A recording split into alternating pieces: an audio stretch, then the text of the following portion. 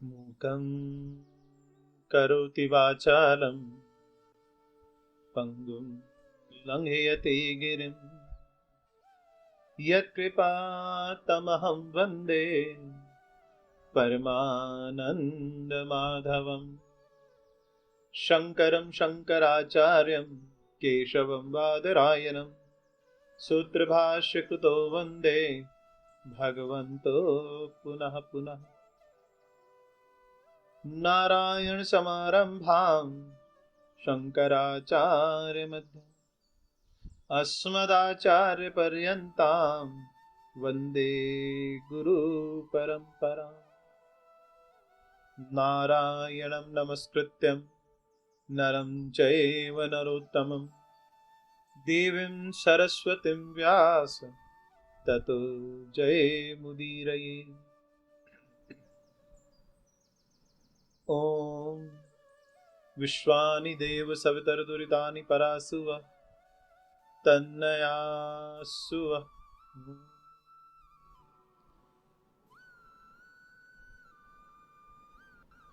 यद्भद्रं तन्नयासु।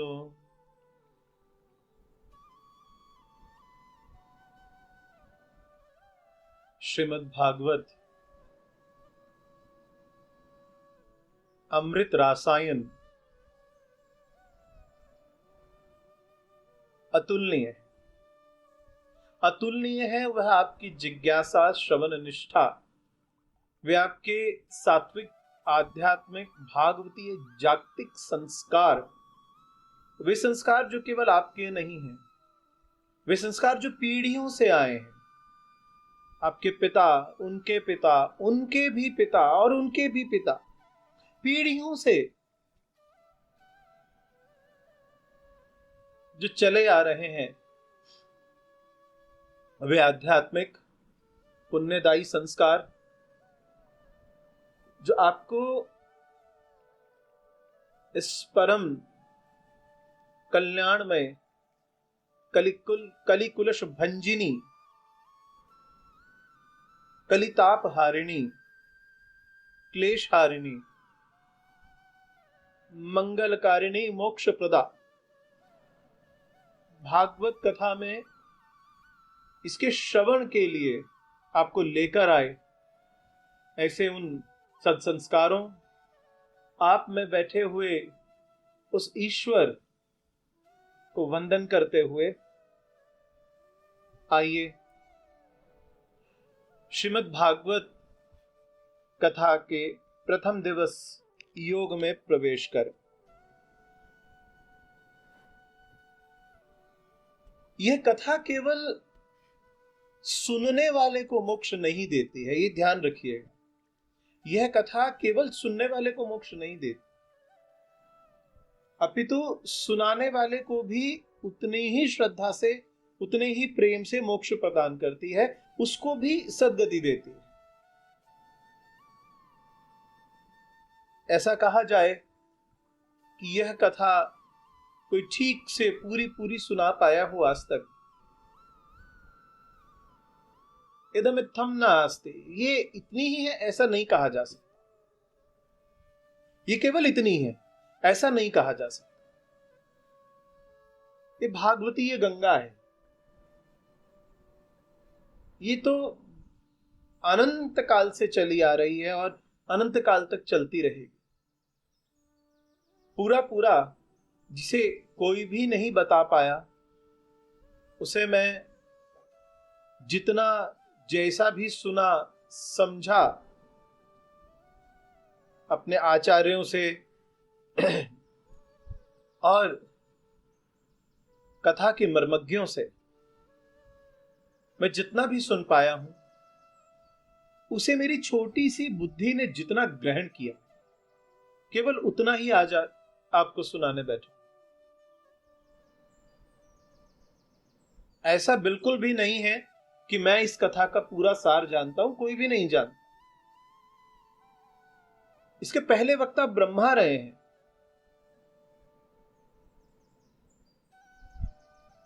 जब स्वयं ब्रह्मा जी इसका पूरा सार नहीं जानते तो फिर मेरा जानना तो कोई बहुत बड़ी बात भी नहीं।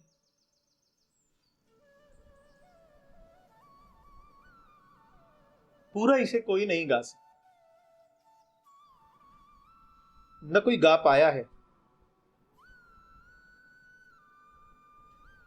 कथा के आरंभ में महर्षि वेदव्यास अपने आश्रम में बैठे हैं और कथा लिखने से पहले उन्होंने, आरंभ करने से पहले उन्होंने भगवान कृष्ण को प्रणाम किया। क्या कहते हैं प्रणाम करते हुए? वे कहते हैं सच्चिदानंद रूपाय विश्वोत्पत्त्यादि हेतु तापत्रय विनाशाय श्री कृष्णाय वयम। सदचित आनंद। सत वो सत्ता है जो कभी मिटाई नहीं जा सकती, वो सदा रहती है। सत्य सदा विद्यमान रहता है, सत्य की सत्ता कभी समाप्त नहीं होती। ऐसा सत्य है भगवान, चिदघन है, चिदात्मा रूप,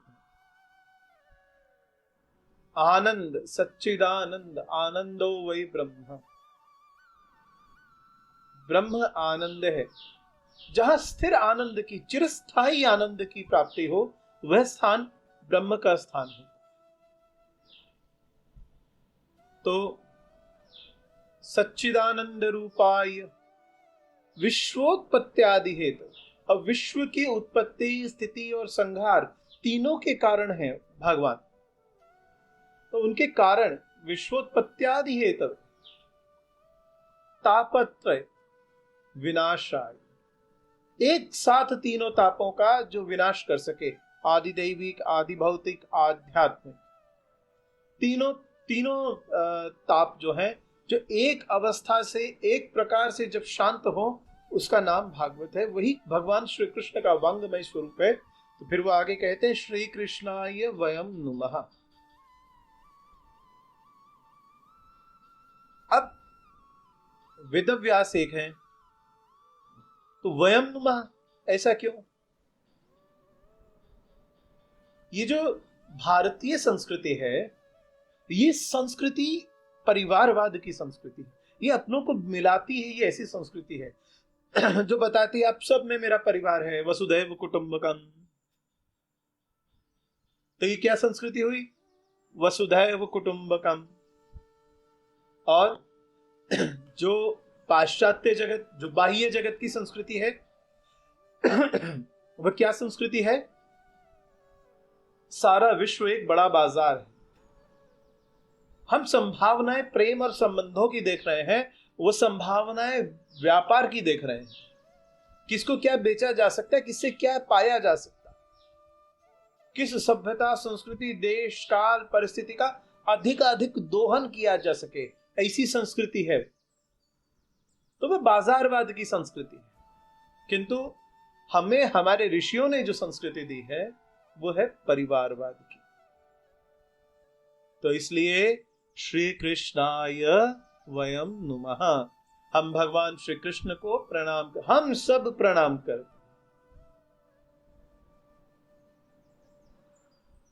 फिर हम लोग प्रणाम करेंगे सुखदेव जी महाराज को। कहते हैं सुखदेव जी महाराज उत्पन्न हुए अयोनिज हैं, माता नहीं है सुखदेव जी महाराज। कथा आगे आएगी, आगे कथा के प्रसंग में पूरा विस्तार लेंगे। सुखदेव जी महाराज अयोनिज हैं, माता के गर्भ से जन्म नहीं लेते हैं। यज्ञोपवीत संस्कार होते ही वे गृह त्याग करके तपश्चर्या के लिए जाना चाहते हैं। तो द्वैपायनो विरह कातर आजुहाव पुत्रेति तन्मयतया तरवोन विनेदुः स्तम सर्वभूत हृदय मुनिमानतोस्मि।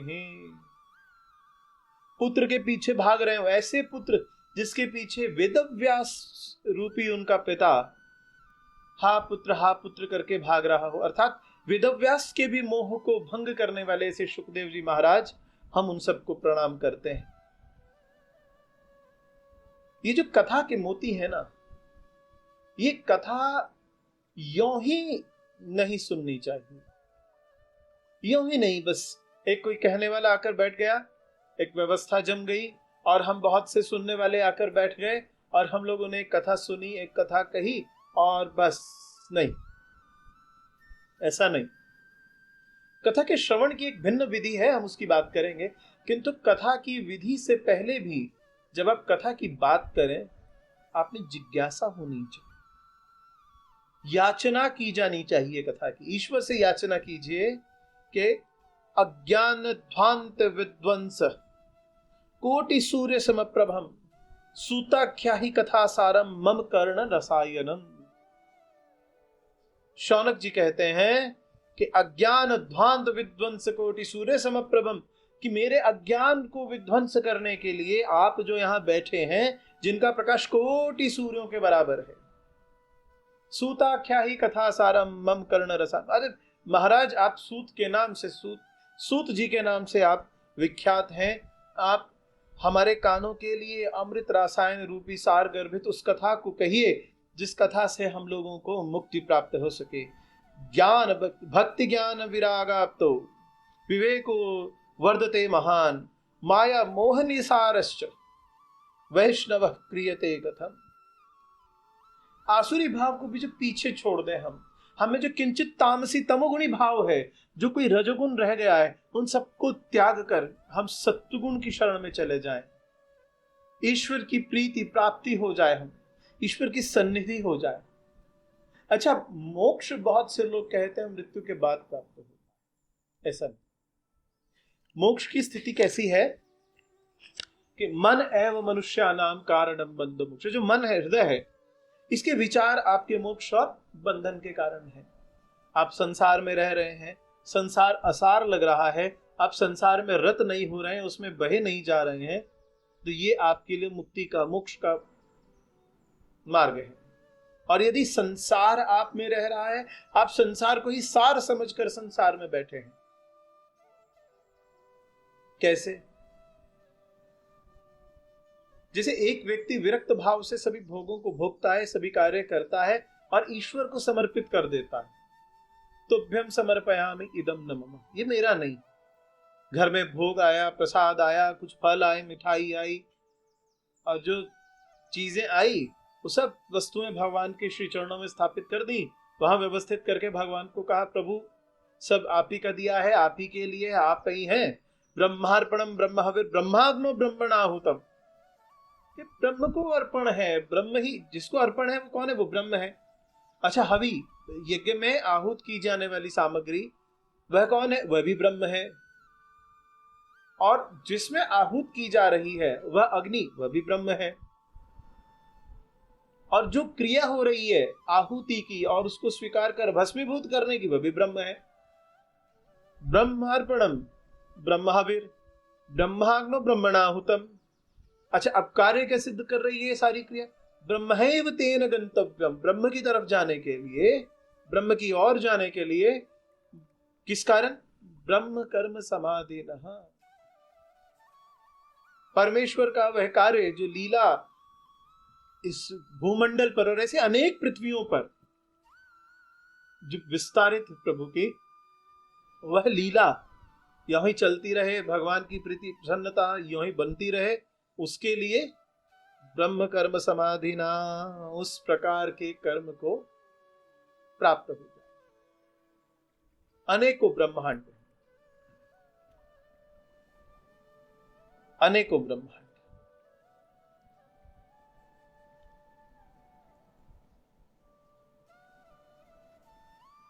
आजकल विज्ञान मल्टीवर्स की थ्योरी पर काम कर रहा। मल्टीवर्स, अनंत कोटि ब्रह्मांड जननी दिव्य विग्रहाम ब्रह्म विष्णवादर जननीम सर्वभावेर्नतावयम्। अनंत को, ये पुराणों की वाणी है। अनंत कोटि ब्रह्मांड जननी दिव्य विग्रह, अनेकों अनेकों करोड़ों ब्रह्मांडों की जननी है तुम। दिव्य विग्रह, तुम्हारा दिव्य वपु है, तुम दिव्य विग्रह है तुम्हारा, कोई देख नहीं सकता। अनंत कोटि ब्रह्मांड जननी दिव्य विग्रह, ब्रह्म विष्णुवादिर जननी, ब्रह्मा और विष्णु आदि की भी तुम जननी हो। सर्व भावेर्नता, हम सारे भावों के साथ हम आपके श्री चरणों में प्रणाम करते।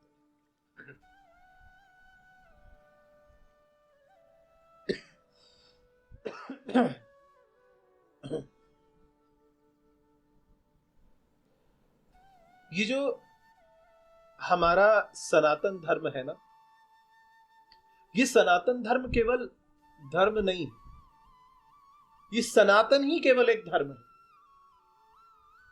क्यों? ये कहता है यथो अभ्युदय निश्रेयस्य सिद्धि स धर्म। अभ्युदय अर्थात आज के लिए जो कल्याणकारी, इस जन्म भर के लिए जो कल्याणकारी, ये तो अभ्युदय निश्रेयस्य सिद्धि। उसके बाद और दूसरे जन्मों की छलांग लगाई हमने, कह रहे भैया इस जन्म का जो कल्याण करे और आगे का भी कल्याण करे, निश्रेयस्य सिद्धि स धर्म, वो धर्म है। वो जो धारण करने योग्य है, अर्थात जिसमें धारण करने की क्षमता है, वह धर्म है। इस धर्म को, इस महान सनातन धर्म को हम मानने वाले हैं, हम इसके अनुयायी हैं, तो हमारा एक मूल मंत्र होना चाहिए। मैं एक कथा से तनिक हटके बात कर रहा हूं। मेरी व्यासपीठ कहती है हिंदव सौदरा सर्वे, जितने हिंदू हैं वे सब भाई हैं, जितने हिंदू हैं, जितने सनातनी हैं वे सब भाई हैं। अभी तो सनातन के इतर कुछ नहीं है विश्व में, पूरा विश्व ही सनातनी। कहीं चले जाओ, ये दोहा में निकला अभी शिव मंदिर। अच्छा, कार्बन डेटिंग बता रही है कितना पुराना है, तो वो बता रही है 8000 साल पुराना है। 8000 वर्ष, उससे ऊपर की वो गति नहीं दे सकती।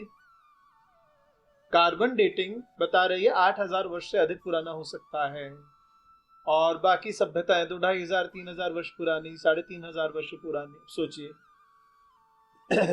उस सभ्यता के आरंभ के भी आरंभ में जो चीज वहां है वो क्या है? सनातन। तो क्या मिला वहां? ईश्वर। ईश्वरः सर्व विद्यानाम।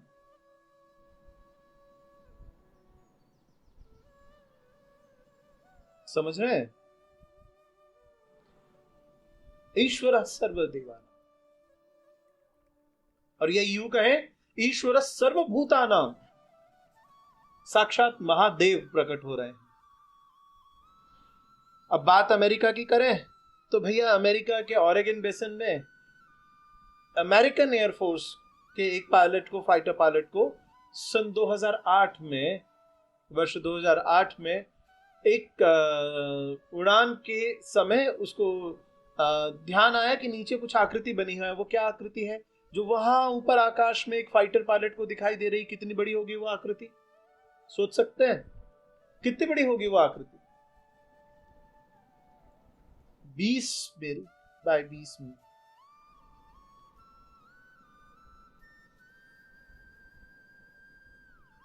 सॉरी, क्षमा कीजिए, 13 मील।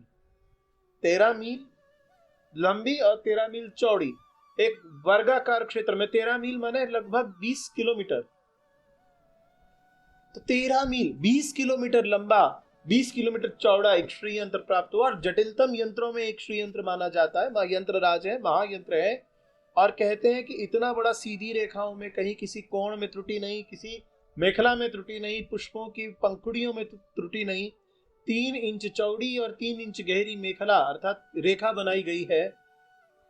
उसकी कार्बन डेटिंग की, उसकी भी कार्बन डेटिंग की बोल रहे हैं 10,000 वर्ष से अधिक पुरानी, 8 या 10,000 वर्ष से अधिक पुरानी हो सकती, उससे भी कहीं अधिक। और बड़ी आश्चर्य की बात है, बड़ा आश्चर्य का विषय है, उस स्थान पर कभी कोई मनुष्य नहीं रहा भैया। कभी कोई मनुष्य वहां नहीं रहा। वो एक ऐसा स्थान है जहां कभी मनुष्य सभ्यता ने अपने घर नहीं बनाए, अपने को बस्ती नहीं बसाई, कोई कॉलोनी नहीं बसाई वहां। ऐसे स्थान पर श्रीयंत्र बना है। अच्छा, और बड़ी बात समझिए, 3 इंच गहरा एक रेखा का क्षेत्र है, माने 3 इंच गहरा एक गड्ढा है समझ लीजिए। अब 8000 वर्ष से न जल से खराब हुआ, न उसमें काई जमी, न उसमें धूल मिट्टी जमी। आंधी भी चली होगी, धूल भी उड़ी होगी, वो धूल दूषित भी नहीं हुआ, वर्षाओं में वो जम भी जानी चाहिए। आप छोटा सा खड्डा अपने घर पर बना दीजिए, वो 8000 वर्ष तो छोड़िए, 2-3 वर्ष के अंदर ही भर जाएगा, आपको पता भी नहीं चलेगा। अभी ध्यान देंगे तो ध्यान भी नहीं आएगा कि हाँ कहीं यहाँ एक स्थान था। एक ईंट निकाल दीजिए 3 इंची गहरी, एक ईंट निकाल दीजिए, कुछ समय में वो भर जाएगा, स्वतः भर जाएगा, पता भी नहीं चले, उसका संकेत भी नहीं रह जाएगा, निशान भी नहीं रहे। 8000 वर्ष से अधिक 3 इंच गहरी 3 इंच चौड़ी रेखाओं का, नलिकाओं का पूरा क्षेत्र पूरा स्पष्ट दिखाई दे रहा है। कहां? फाइटर पायलट को आकाश में से फ्लाई करते हुए। फाइटर पायलट, जहां तक मेरा ज्ञान है, सामान्य विमानों से, यात्री विमानों से अधिक ऊंचाई पर उड़ते हैं, गति भी अधिक होती है, तो वहां से स्पष्ट दिख जाए इतनी बड़ी आकृति। सोचिए उस समय में, जिस समय कोई लेजर बीम नहीं हुआ करती थी, सीधी रेखा खींची गई 20 किलोमीटर की लेजर लाइट के अनुसार भी कोई बिल्कुल सीधी सड़क आप आज के समय में भी बता दीजिए। अच्छा, लेजर लाइट को छोड़िए, बिना लेजर लाइट के कोई सीधी सड़क खींच के दिखा दीजिए, 20 किलोमीटर लंबी। उसमें गोले भी हैं, त्रिकोण भी हैं, वलयों के नीचे पंखुड़ियां भी हैं कमल की। कैसे उन्होंने बनाया होगा, सोचने वाली बात। इतने वर्ष पूर्व हम गर्व करना भूल गए अपनी संस्कृति पर। हम कह रहे हैं ये जाट है, ये बनिया है, ये ब्राह्मण है, ये क्षुद्र है, और ये भाट है, और ये नाई है, ये तेली है, ये धोबी है। ये क्या क्या है? क्या मूर्खता लगा रखी है? कौन से समय में जी रहे हैं हम? किस प्रकार के अनर्गल विवाद छेड़ रखे हैं?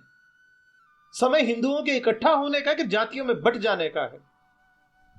अच्छा, जाति में नहीं बट सके हैं तो आज के समय में उठाकर बांट दिए गुरुओं के नाम पर।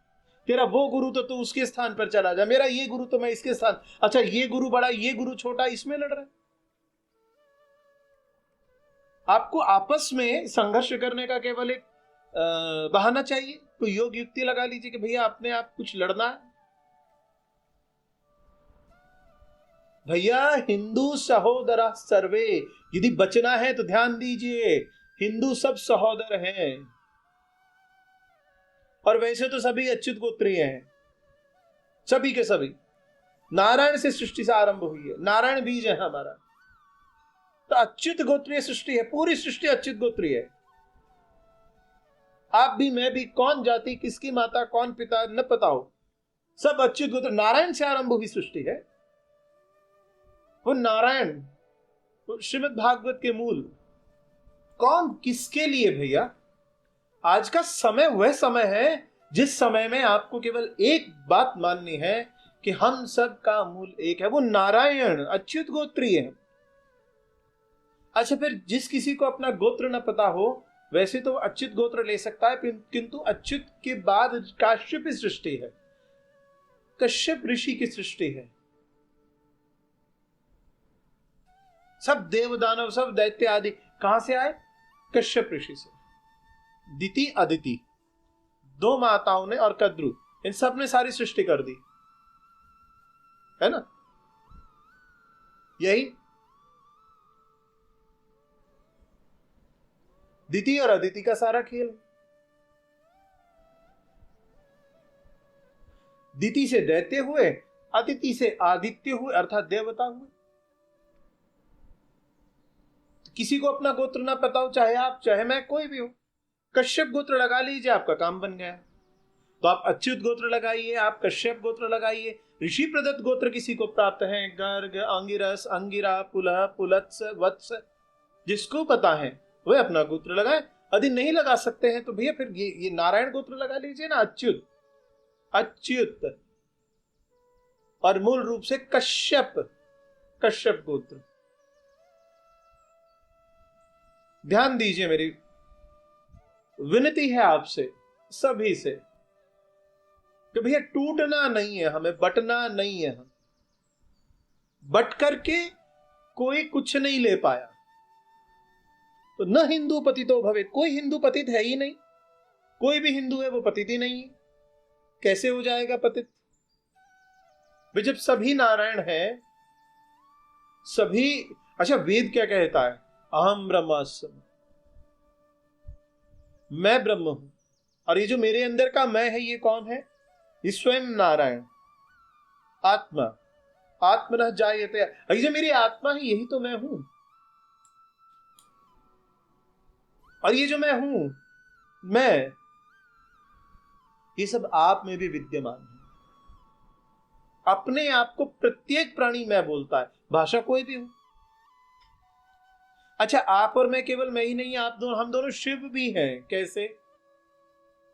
जिस समय हमारी ऊर्जा शांत हो जाएगी, हम में प्राण निकल जाएंगे, तो हम क्या रहेंगे? शव रहेंगे ना। शव, मेरा भी शव होगा और किसी का भी शव होगा, पशु पक्षी का भी शव होगा, कीट पतंगों की भी डेड बॉडी, मृतक देह को तो मृतक देह ही बोलते हैं। ये थोड़ी मरा हुआ सांड पड़ा नहीं, सांड की मृतक देह है, डेड बॉडी है, शव है। इस शव में मात्रा का अलंकार जब लगता है, इस शव में जब ऊर्जा आती है, इसमें प्राण उत्सर्जन होता है, तब ये शिव हो जाता है। आप भी शिव, मैं भी शिव, आप भी नारायण, मैं भी नारायण, हम सब एक हैं भैया। और फिर स्कंद पुराण अष्टम उपचार, जन्मना जायते क्षुद्र, जन्म से तो सभी क्षुद्र हैं। क्यों? क्षणम में द्रव्य, अरे जल्दी रो पड़े, जिजीविषा। एक क्षण में मां को कैसे पकड़ता है छोटा सा बालक, आपका आंचल पकड़ लेता है, बाल पकड़ लेता है, माला पकड़ लेता है, कुछ भी हाथ में आप पकड़ लेता है।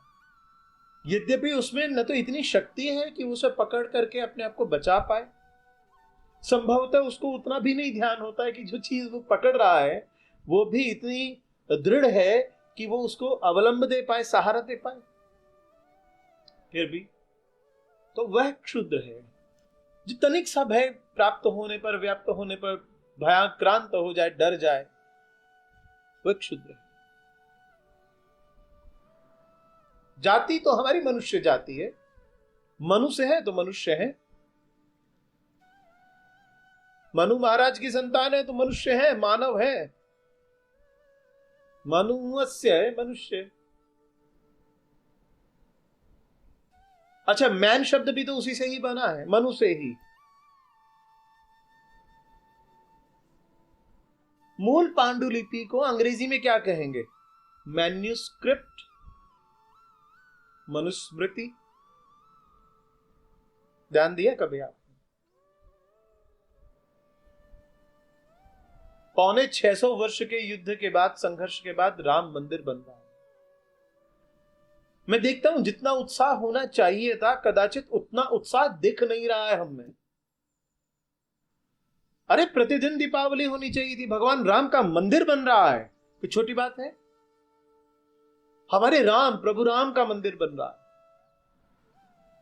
उनकी जन्मभूमि पुनः सुसज्जित हो रही। अरे क्या मर्यादा होगी उसकी, क्या व्यवस्था होगी, क्या दिव्यता होगी उस क्षेत्र की, समझिए आप।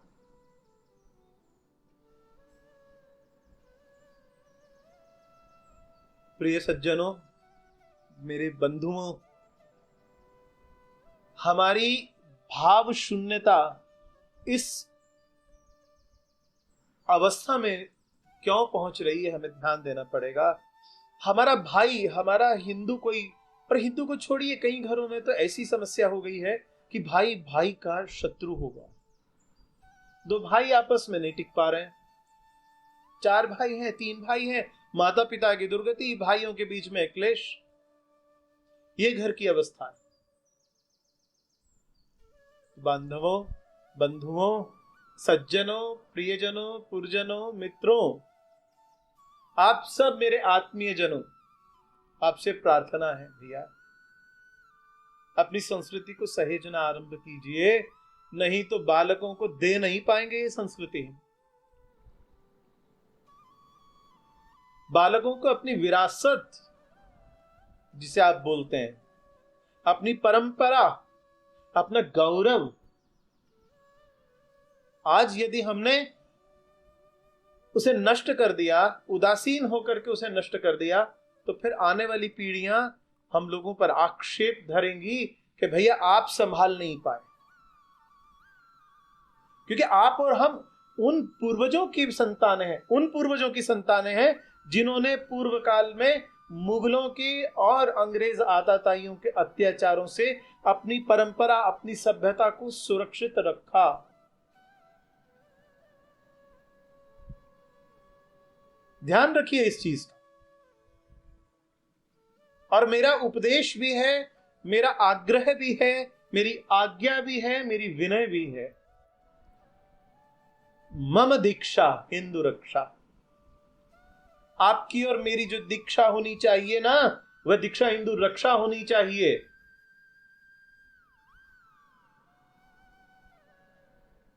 और क्या होना चाहिए? मम मंत्र समानता। मेरा मंत्र क्या हो? समानता। हम सब समान हैं।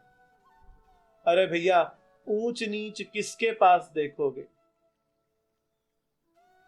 शबरी के बेर खा लेते हैं, निषाद राज के घर रह लेते हैं, उसे मित्र मान लेते हैं,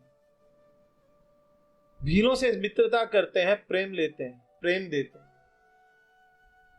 उन्हें, उनके वंशज हम, उनके प्रवर्तक हम, उनके पथ पर चलने वाले पथिक हम भिन्नता करेंगे? हमें राम सा होना है तो राम को पहले धारण करना पड़ेगा। हमें कृष्ण सा होना है तो पहले नारायण को समझना पड़ेगा, बहुत ठीक से समझना पड़ेगा। अब क्या हो गया है ना, हमारी अवस्थाएं कुछ भिन्न प्रकार की हुई। चलिए आइए फिर से कथा में प्रवेश करते हैं।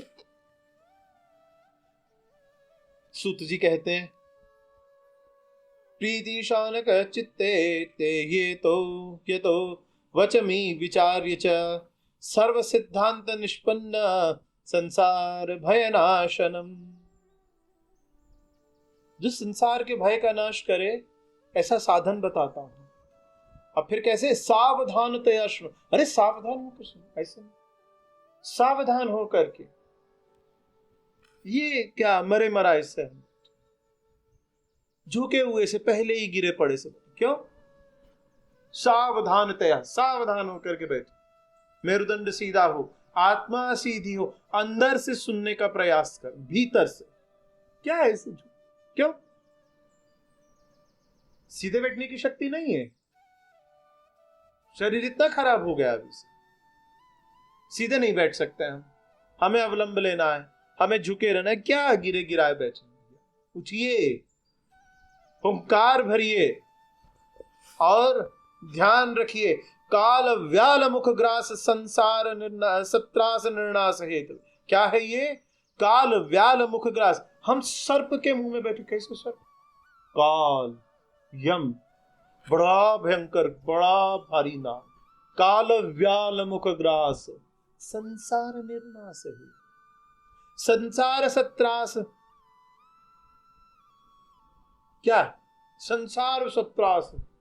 ये जो संसार है इसकी काल व्याल मुख ग्रास सत्रास निर्णास। सत्रास किसकी है? त्रासना किसके? संसार। क्यों? क्योंकि यह तरह तरह के कष्ट हैं, आदि भौतिक, आदि दैविक, आध्यात्मिक, तीन ताप है भैया। कितने ऋण है? मातृ ऋण, पितृ ऋण, मित्र ऋण, पुत्र ऋण, पृथ्वी का ऋण, आकाश का ऋण, देव ऋण, गुरु ऋण, काल व्याल मुख। अच्छा, फिर जीव प्रतिपल कहां जा रहा है? सरक रहा है। कहां? काल व्याल मुख ग्रास सत्रास निर्णास। सत्रास, उसकी सबकी त्रास मिटाने के लिए श्रीमद् भागवतम शास्त्रम कलोकीरेण भाषितम। कलो अर्थात कलयुग में, कीरेण ये प्रकाश का बिंब है जो कहा जा रहा है। तो कहिए, सुनिए, कहिए, या ऐसे कहें कि कहिए, सुनिए, सुनाइए। किसी ने कहा, मैंने सुना, आपको सुनाया, आप आगे सुनाइए, आगे सुनाइए, बहुश्रुत होकर सुनाइए, बहुत सुनिए फिर सुनाइए, बहुत सुनिए, बहुत अधिक सुनिए और फिर सुनाइए। वो पूरे संस्कार आप में भीतर बैठ करके बोलेंगे कि हमने बहुत सुना है, आचार्यों को, ऋषियों को, वृद्धों को, ज्येष्ठाओं, मान्याओं, ज्येष्ठों को, वृद्धों को, हमने बहुत संग किया साधुओं का, आचार्यों का, आज भी कर रहे हैं। और क्यों ना करें भैया? मलाई खाते किसको नहीं सुहाता है? मलाई खाते किसको नहीं सुहाता है? तो हम दूध, गाय पालेंगे, दूध दुहेंगे, दूध रखेंगे, उसे उबालेंगे, ठंडा करेंगे, फिर शीतलता में मलाई उतारेंगे और फिर रड़केंगे और फिर माखन निकलेगा, फिर घी। अरे किसी आचार्य से सुनो ना तो घी बना बनाया मिले, इतना उपद्रव काहे का? तो बहुश्रुत, बहुत सुनिए, समझ में भी आए।